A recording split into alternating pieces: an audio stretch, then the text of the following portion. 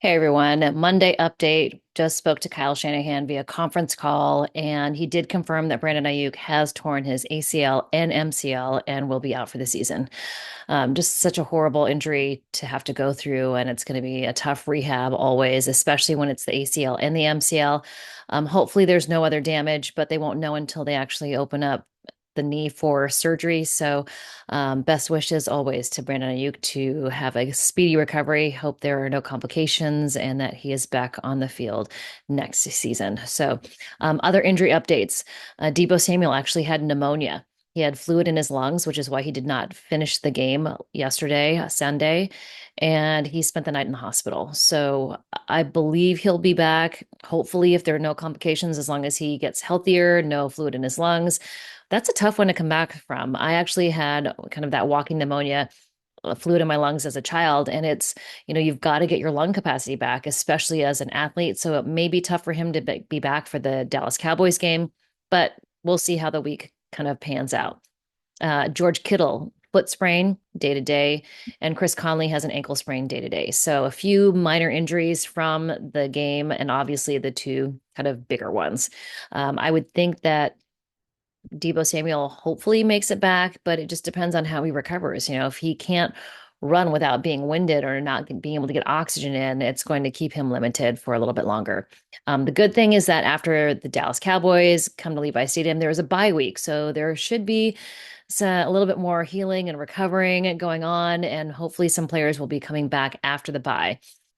Christian McCaffrey has been progressing as expected, and he could come back after the bye. Kyle Shanahan said it'd be a real big surprise if he did make it back for this Dallas Cowboys game, but he is on pace. No setbacks. He could come back at the end or after the bye when the 49ers traveled to Tampa Bay to see the Buccaneers.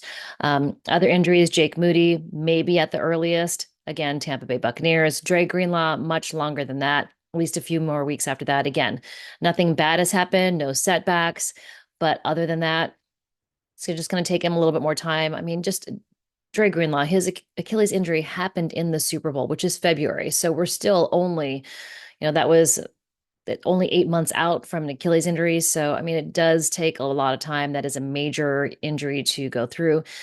But hopefully, Dre Greenlaw will come back maybe week 11 or week 12. So I've seen him on the field practicing with his teammates in individual drills. I've also seen him on the field on the sidelines every game. He's traveling with the team. He's kind of being there on the sidelines, kind of trying to keep everybody energized and pumped up. I think they really miss his energy on the field. I think they really miss Talanoa Hufanga's energy on the field as well.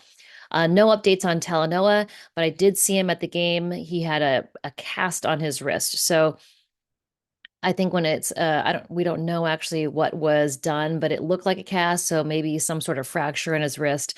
But he is on IR, so at least 4 weeks. This is, I think, the second week. So at least another, I would say, when there's a bone break, at least 6 weeks is what we normally see. But we hope, of course, that all these players make it back at some point because the 49ers are really needing a little reinforcement here. JP Mason had a tough go. He had a couple good runs, but not what you'd like to see from Jordan Mason going against a defense that was good. I mean, that interior of the defensive line for the Kansas City Chiefs is a good defense. So it just wasn't a great day for JP Mason. Awful day for Brock Purdy with 3 interceptions. Kyle Shanahan said that, I wanted to address what was said about the talk between Kyle Shanahan and Brock Purdy after the game. And he said, he walked right in, saw Brock Purdy, stopped and talked, and they did talk for about 5 minutes, but it wasn't lecturing. It was just two guys talking ball.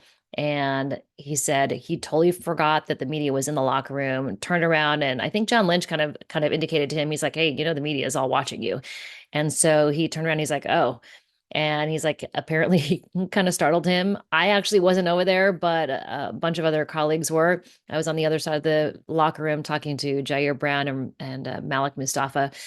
But Kyle Shanahan was surprised.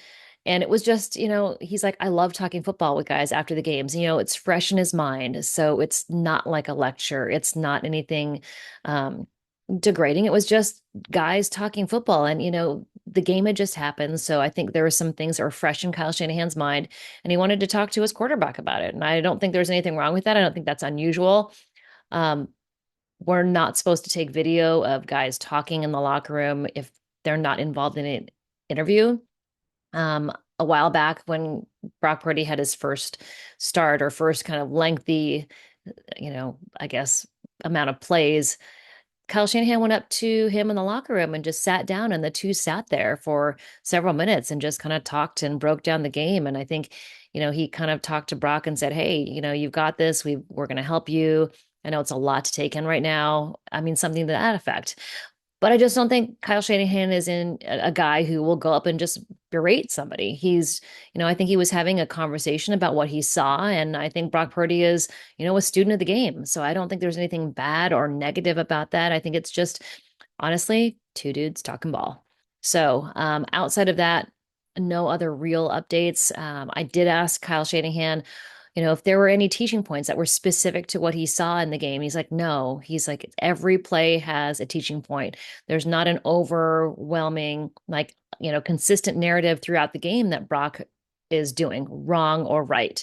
He did say on that one interception to Chris Conley from the 5 yard line, he's got to take a sack. Give them a chance to kick a field goal. So then it's a 6 point game. Throwing an interception down there was really awful for the 49ers, made the game without, completely out of reach. And then that onside kick was awful. So that being said, a lot to work on for these guys. They've got to gather themselves together and get ready for the Dallas Cowboys to come into town. I do think that Ricky Pearsall will have a bigger role in place of Brandon Aiyuk. Obviously, he's not going to be Brandon Aiyuk, and he's not going to have the production that Brandon Aiyuk had, like last season. I mean, Brandon Aiyuk had a remarkable season in 2023, and I think it didn't start out in 2024 as fast and as strong as he would like it have to, or anyone would like it have to have been, I guess, the way it should have been, because he held out during training camp. But I couldn't get that out for some reason. Anyways, um, I think Ricky Pearsall and Jacob Cowing have incredible potential. Hopefully, Deebo Samuel is back, but I believe Juwan Jennings is also hopefully going to be back. That's the other one I forgot. Juwan Jennings, they hope to have him back for Dallas Cowboys. If not, it's going to be the Ricky Pearsall show. George Kittle, he's a tough dude. With a foot sprain, he's day to day, which means I think that's good. If he's week to week, then I think he's out. But George Kittle just plays hard, and I think that takes a toll on someone's body, and he gets dinged up a little bit. So I believe George Kittle will play. I can't imagine George Kittle would want to miss the Dallas Cowboys game, right? All right. So those are my updates for now. I did the PFF grades. Not great. Some good, some bad. They were better at missed tackles. They had 9 as opposed to double digits, but it's really close to double digits. Um, and I looked at the special teams tackles. There were 4 special teams missed tackles in the game, 14 for the entire season. And what's odd, it's not a single offender, it is a different guy. So 14 missed tackles on returns, kickoffs, and punts. Each missed tackle is a different person. So there's not one guy where you can go, hey, you're missing all the tackles on the returns, get your together. It's everybody. All right. So I'll give you guys another update on Tuesday. There's no media access, but we'll figure out something to talk about. All right. Hope you guys are all doing well, enjoying Monday Night Football without any stress. And maybe just a little, maybe a little fantasy football stress. Anyways, hope to talk to you guys soon. All right. Bye. Don't forget to subscribe. Tell your friends.